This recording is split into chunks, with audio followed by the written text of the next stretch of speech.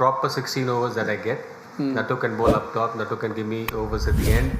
Stark gives me new ball, gives me 1 over in the end. I've got Akshar and Kuldeep to control for me in the middle. 16 overs sorted for me, so I'm pretty happy with that.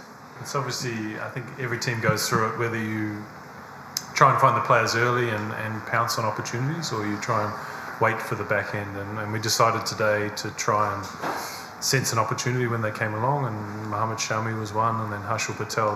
They were two guys that we potentially didn't think would go for those prices, and we thought it was obviously they've got proven track records. I think they're the last two purple cap winners, so that's something for them. And then Ishan Kishan was a huge deal for us. We really wanted to secure him, and we thought he'd go for more. So extremely happy that we got those three players as well as the rest. Yes, it was a sad captain tonight. It's been they had a hard day. So I spoke to him earlier today, and he understood the logic of the players that we'd gone for, and then he had some ideas for obviously the rest of the squad building.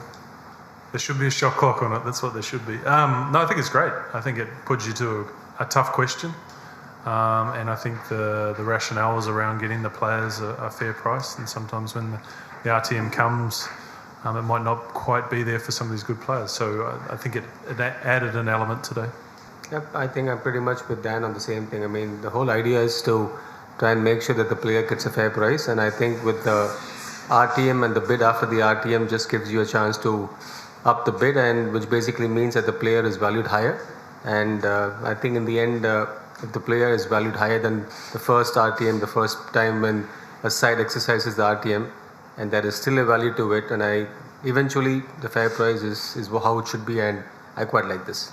I think we see Shami in the power play. I think that's such an important part of IPL cricket, and the last time we played 2 seasons ago, he was one of the best, and then Harshal proved himself again last year through those middle stages in death. So we feel like those two players complement Pat, and we have 3 bowlers who can bowl at any stage of the game, which is incredibly important.